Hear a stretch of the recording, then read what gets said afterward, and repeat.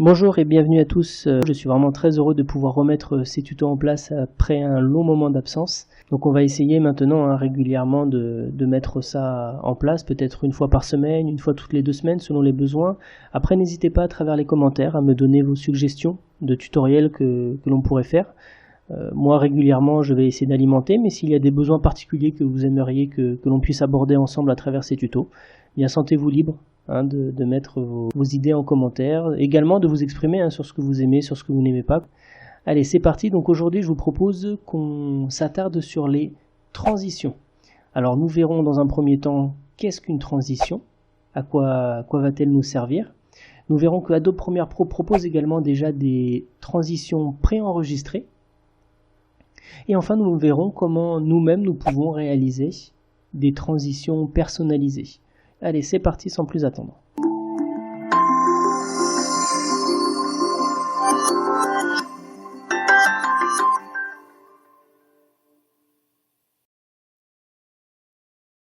Alors dans un premier temps, voyons ce qu'est une transition. Donc c'est ce qui va nous permettre de passer d'un plan à un autre de manière graduelle. Alors pourquoi c'est important? Parce que c'est ce qui va permettre de fluidifier nos vidéos, nos montages. Donc voyons dans un premier temps les transitions préenregistrées sur Adobe. Donc lorsque l'on va dans Effets, ici, voilà, à côté de Projet, là vous voyez, nous avons marqué transition vidéo. Alors si vous connaissez déjà le nom de la transition, par exemple c'est un fondu, tout simple, et vous tapez fondu, voilà, et vous allez avoir les différents fondus qu'il vous propose dans la partie transition vidéo. Maintenant on ne connaît pas forcément tous les noms par cœur, donc rien n'empêche d'aller dedans et de voir ainsi les différentes transitions proposées par Adobe. Alors on va retrouver les transitions basiques que l'on connaît tous, par exemple avec PowerPoint. Lorsque l'on prend par exemple la partie diaphragme, on peut prendre diaphragme en croix. Je glisse et je vais me caler de manière à avoir une partie à la fin de ma première séquence et au début de ma deuxième séquence, de mon premier plan et de mon deuxième plan. Et là, lorsque je fais jouer, voilà, donc j'ai bien ma transition en croix. Donc voilà, vous allez retrouver bien toutes ces transitions que l'on connaît très bien, par exemple avec PowerPoint, en croix, en carré, en losange, en cœur. Alors sachez que ces transitions peuvent être intéressantes à utiliser de temps en temps, mais faisons attention à ne pas trop les utiliser.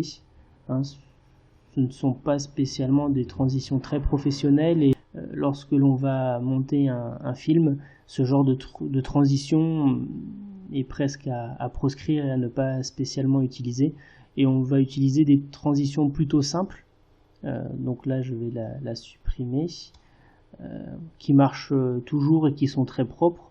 Tout à l'heure, voilà, je vous montrais le fondu. Donc voilà, si on prend fondu du film ou fondu enchaîné, ce genre de transition-là vont vraiment être très efficaces et permettre d'avoir une continuité dans l'action tout à fait cohérente et jolie. Donc, par rapport à ces transitions, on va voir qu'on a plusieurs réglages qu'on peut mettre en place. Déjà, la première chose, quelle que soit la transition que vous mettez, sachez que si c'est une transition intermédiaire entre deux séquences, il est important que vous ayez de la matière à la fin de votre premier plan, tout comme au début de votre second plan. Alors on peut également apporter certains réglages personnalisables. Donc lorsque nous allons dans la fenêtre option d'effet, donc on sélectionne d'abord notre transition. Nous arrivons donc dans option d'effet ici et nous voyons que nous avons différents réglages. L'alignement, alors oui, d'abord on peut commencer par la durée, donc voilà, moi c'est sur 1 seconde, mais vous pouvez bien sûr augmenter ou réduire la durée, tout dépend de la vitesse que vous voulez mettre dans votre transition. Ensuite au niveau de l'alignement, donc on peut choisir, voilà, donc moi c'est un démarrage personnalisé, mais voilà, si vous mettez centre de la découpe, voilà, ce sera vraiment centré entre les deux plans.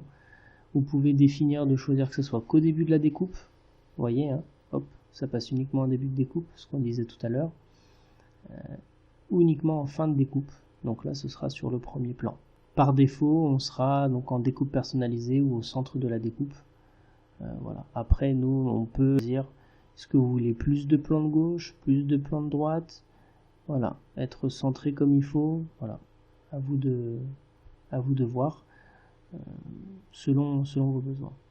Et alors si vous voulez, maintenant nous allons pouvoir faire ensemble une transition personnalisée. Pour cela, nous allons utiliser 3 effets. Le premier effet, c'est le flou gaussien. Ensuite, nous allons utiliser la luminosité et contraste. Et enfin, un fondu enchaîné. Voilà. Avec ces 3 effets-là, nous allons pouvoir créer notre propre transition. Ah oui, alors en prérequis, ce qui est intéressant, c'est que vous ayez déjà pu utiliser les images clés. Alors les images clés, c'est ce qui va nous permettre de faire débuter ou terminer un effet et de lui donner certaines caractéristiques dans notre timeline. Donc, dans un premier temps, je vais chercher mon flou. Donc, on part du net vers le flou et on arrive du flou vers le net. Donc, pour cela, le flou gaussien est vraiment très pratique.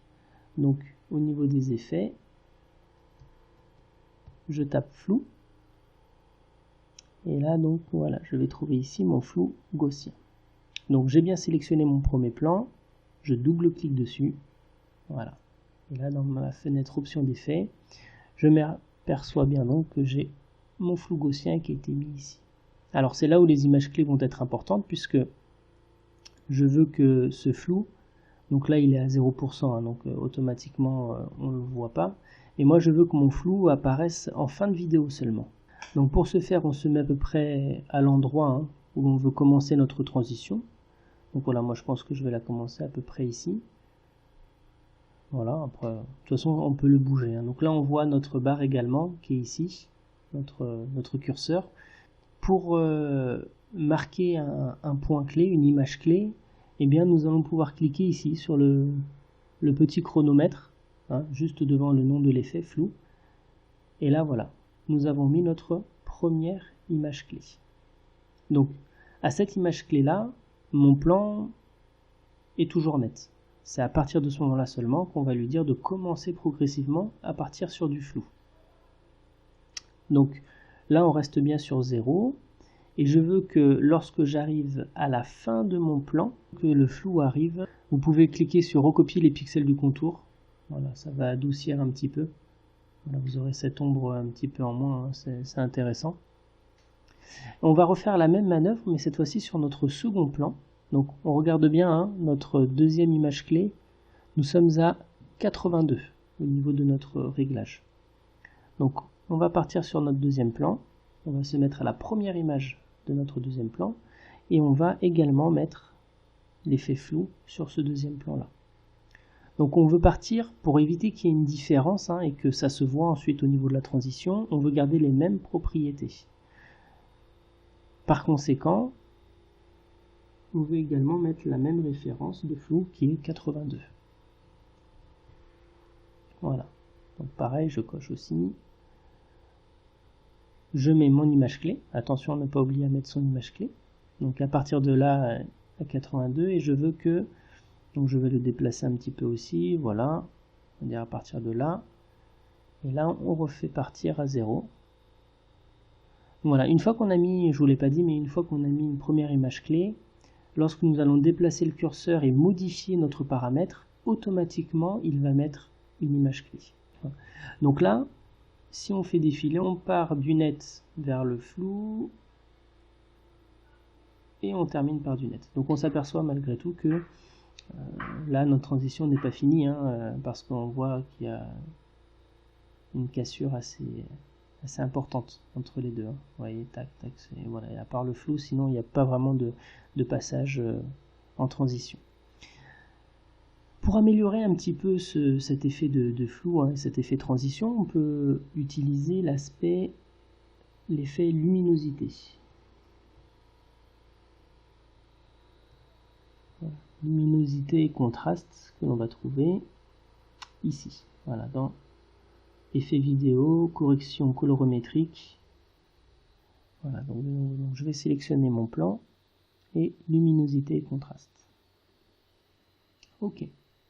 Donc on veut que notre luminosité augmente en même temps que notre flou va augmenter.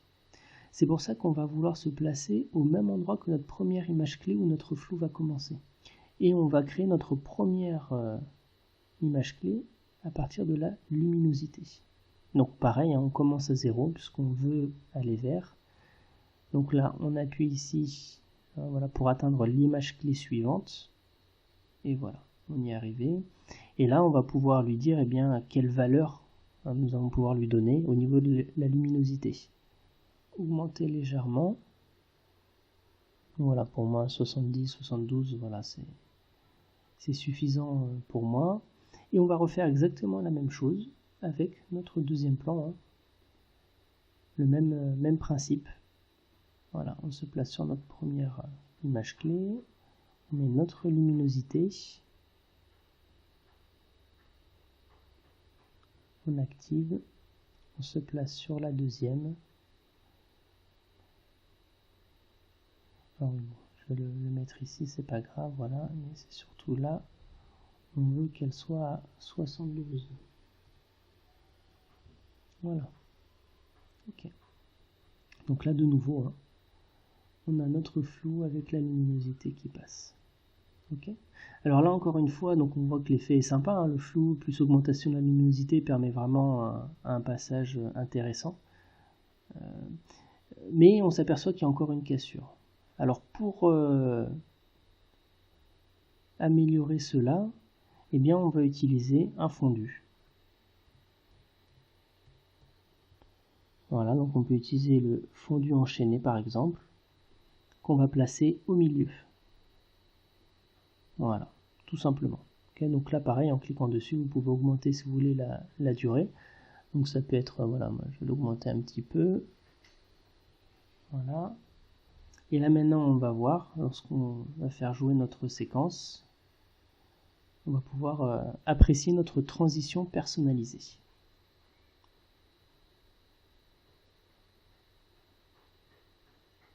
Voilà, après c'est à vous de mettre les caractéristiques que vous voulez. Moi je vous ai montré le principe, comment utiliser les images clés pour effectuer une transition personnalisée. Il y a plein d'autres effets qu'on peut utiliser qui permettent également de faire des transitions sympas, donc ça je vous laisserai les découvrir petit à petit. Merci à tous d'avoir suivi ce tutoriel sur les transitions vidéo, aspect vraiment très important du montage. N'hésitez pas à bien vous familiariser avec et à voir ce que le logiciel propose. N'hésitez pas à mettre vos suggestions en commentaire, un petit pouce bleu fait toujours plaisir également si vous avez apprécié, et à bientôt pour de nouveaux tutoriels.